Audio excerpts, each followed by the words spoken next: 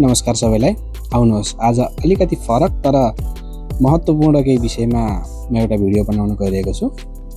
किचनको काम गर्नुपर्छ अथवा रुचि लाग्छ भने चाहिँ यो भिडियो अवश्य हेर्नु होला है त।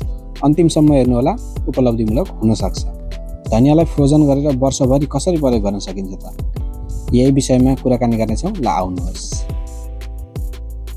हामी सबैको समस्या भनेको चाहिँ धनिया एकचोटि लगाइसकेपछि छिट्टै हुर्किन्छ अनि छिट्टै फुलिहाल्ने। यसलाई चाहिँ अब लामो समयसम्म कसरी युज गर्न सकिन्छ त? भिडियोमा जस्तै पहिला धनियालाई चाहिँ राम्रोसँग काटेर लिएर आउनुहोस् हैन। अनि यसलाई चाहिँ अलिकति मसिनो काम हुन्छ अनि अलिक समय दिएर चाहिँ गर्नुपर्छ। यसको चाहिँ डाँठहरूलाई अनि कलिलो पात र अनि कलिलो मुनाहरूलाई पनि मजाले छुट्याउनुपर्छ। यसलाई केलाउनुपर्छ आनन्दले हैन। अनि मजाले समय दिएर अनि पात र डाँठहरूलाई चाहिँ छुट्याउनु। बास्केटभरि धनिया लिएर केलाउँदै बसिरहेको थिएँ हैन। अनि त्यही बेलामा चाहिँ साथी आइपुगे अनि सोध्दै थिए के गर्ने हो यो धनिया यत्रो टिपेर ल्याएर भन्दै थियो। अनि मैले आज धनियाको साग खाने हुन्न भनेको साथी छक पर्यो। अनि त्यसपछि उनले पनि आएर हात बटाइराखे अनि म बिस्तारै सम्झाउँदै गएँ क्या उनलाई। के गर्ने त म आज नयाँ तरिका सिकाउँछु तिमीलाई आऊ भनेर। अनि के गर्ने यसको भन्दै थिएँ। यसलाई पहिला केलाउने अनि त्यसपछि यसलाई फ्रोजन गरेर वर्षभरि खान सकिन्छ भनेको हो र? मलाई त थाहै थिएन रे, मलाई पनि थाहा थिएन, मैले पनि सिकेको र आज यसलाई चाहिँ प्र्याक्टिकल गरौँ भनेर चाहिँ हामी पनि लागियो।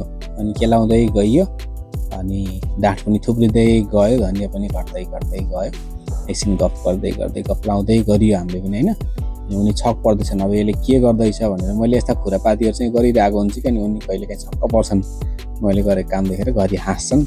गफको तालमा त यत्रो धनिया केलाएर लगभग सकि पो सकेछ त। यसो हेरेको त एक प्लेट भइसकेको। अनि हामी चाहिँ यसलाई साफसफाइ गर्नेतिर लाग्यो, टेबल क्लिन गर्न लाग्यो अनि काम पनि लगभग सक्यो। अब चाहिँ प्याकेजिङको काम छ। अनि हामी साफसफाइ गरिवरी चाहिँ चट्ट लार्ला धनिया हेर्नुहोस् कति राम्रो भयो। अनि यसलाई चाहिँ अब सर्र नुहाइदिने एकचोटि।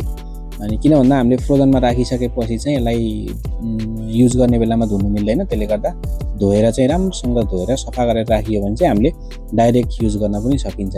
अब यसलाई चाहिँ प्याकिङको लागि हामीलाई जिप लकवाला प्लास्टिक भयो भने धेरै इजी हुन्छ। त्यसपछि चाहिँ यसलाई एयरटाइट गरेर राख्न मिल्छ।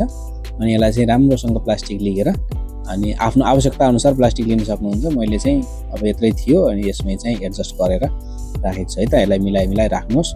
अनि यसलाई चाहिँ पछि एयरटाइट गरेर अनि जिप लक लगाएर राखिदिइसकेपछि अब कतिसम्म आफूले युज गर्न सकिन्छ आफ्नो आवश्यकता अनुसार प्रयोग गर्दै जानुहोस् हैन। स्वास्थ्यको हिसाबले त्यति साह्रो हेल्दी त होइन फ्रेस जस्तो, तर पनि फ्रेस जस्तै गरेर नै युज गर्न सकिन्छ यसलाई चाहिँ। अनि किन भन्दा सिजनमा धेरै हुन्छ, अफ सिजनमा चाहिँ विन्टर सिजनमा चाहिँ यहाँ हुँदैन नि त। त्यसले गर्दा पछिसम्म युज गर्न सकिन्छ। म चाहिँ एउटा पनि धर्सा नचोडिकन यसलाई राम्रोसँग राखेँ। अनि लगभग यो भइसकेपछि चाहिँ अब मैले यसलाई एयरटाइट गरिदिएँ है त। अब यो फ्रिजमा राख्नको लागि रेडी छ। ल हेर्नुहोस् अब कस्तो राम्रो प्याकेजिङ बन्यो होइन। ल इट्स रेडी। अनि यसलाई हामी चाहिँ फ्रिजमा राख्दैछौँ, डिप फ्रिजरमा राख्नु पर्यो। अनि ल हेर्नुहोस् हाम्रो डिप फ्रिजरमा चाहिँ मैले यो मात्रै होइन, अब योभन्दा पहिला मेथीको साग पनि मैले यस्तै गरेर राखेको छु। यो हेर्नुहोस् त मेथीको साग पनि फ्रोजन छ। अनि यो मात्रै होइन, टमाटर पनि हामीले चाहिँ फ्रोजन नै गरेर राख्छौँ। ल हेर्नुहोस् यतिन्जेलसम्म हेरेर साथ दिनुभयो, धन्यवाद। कस्तो लाग्यो कमेन्टमा लेख्न नभुल्नु होला है त। Thank you.